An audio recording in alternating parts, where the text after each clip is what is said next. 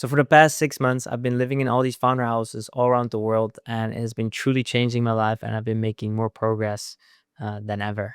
So let's dive into why. So welcome to my weekly visual journal, in which I share every week exactly what I did and what I learned building my business and creating my dream life in the process. So there are a few different things why living in these founder houses make me grow faster than ever. The first one is the loop of feeling stuck, of being in your own head doesn't exist anymore in these houses because you constantly have someone to talk to. So problems just get solved so much quicker. And normally you're all alone, you're trying to figure it out by yourself. Um, and it's just so easy to get stuck in a rut and spend way too much time on a problem. Well, here you can straight away talk to someone. People even see it like, hey, what's going on? Why do you look upset? And yeah, this loop of feeling stuck just doesn't exist in these kind of houses, which is super cool. And then the second thing which builds onto this is that you just get instant feedback. So whenever you're building something, whenever you're creating something, everyone just gives feedback straight away. And when you have to share it to your friends, even if they're founder friends, you have to wait. It takes more time, but now it's like they immediately give feedback. So you have such a quick feedback loop. And as well, you get advice and tips that normally you would have to pay so much money for, but now because you're living together, everyone is sharing their knowledge. So yeah, it feels like you getting all these free consultancy talks, advice, tips and tricks where you normally have to pay so much for, and now you get it all for free and personalized to exactly where you are. So yeah, there's this instant feedback loop, which is great.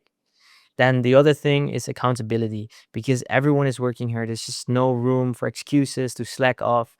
We're all up early, everyone is working, then you're not going to watch a series or going to procrastinate because everyone keeps each other accountable, and it's just way easier to focus and get a lot of work done in these kind of houses.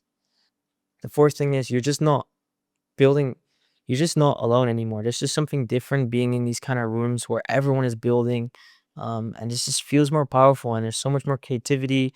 You're so much more inspired to work, to think business, to do stuff instead when you're just working out off your bathroom. Uh, so the fourth thing is you're not alone anymore. There's just something different when you're in these rooms and everyone is working. You feel so much more inspired. You have so much more ideas and you want to work. And it's like, oh, we're all working on something together, basically.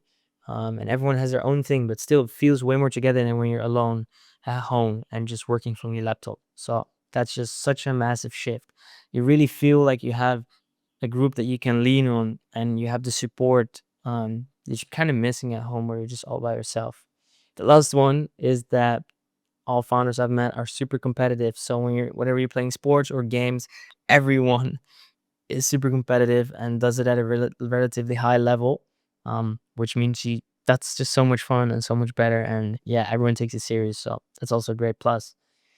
So looking back on these things, this has been truly changing my life, which from before I was just all at home and trying to figure it out all by myself. And this has been such a massive shift. Like I feel way more calm.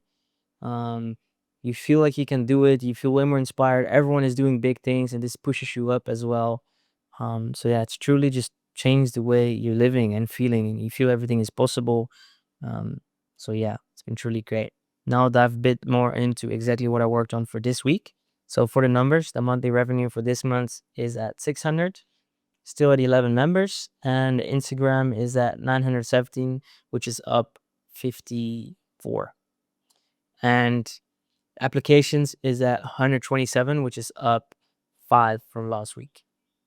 And one thing I really learned this week is about clearly communicating and boundaries. This every starting founder will struggle with this, is that you don't set clear enough boundaries and then people will step over these boundaries because you haven't set them.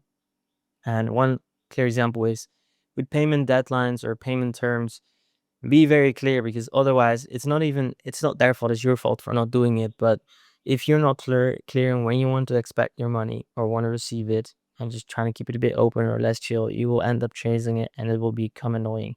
Or even with the founder retreats, these founder houses I'm running, is that when you don't make all the rules and all the things you want clear, people will have different expectations and it will go in a different way. So that's been a big lesson for me, is very clearly over communicating things.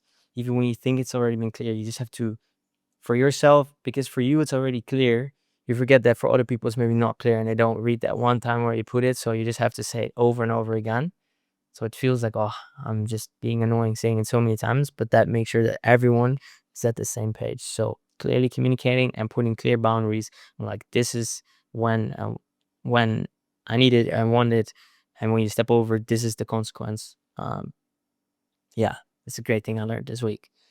Then exactly what I worked on. So I've been mainly focusing on actually launching a new smaller product, which is called the Accountability Club, which is basically you get matched with a like-minded founder online, and then there's a framework that you can use, and you can keep each other accountable, set goals, and then every week you meet, chat, and then keep each other accountable on the goals that you set.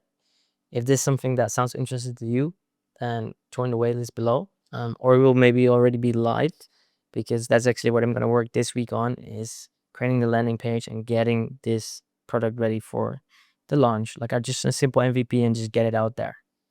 And the other thing I'm going to be working on is creating some new ads. So that are the main two things that I'm going to be working on. So the question of this week is, what are the excuses you keep telling yourself that why you cannot live your dream life right now? All right, Kirsten, thank you for listening and thank you for being here. If you listened to the end, absolute legend and super cool to have you here. And I'll see you in the next one. Boom.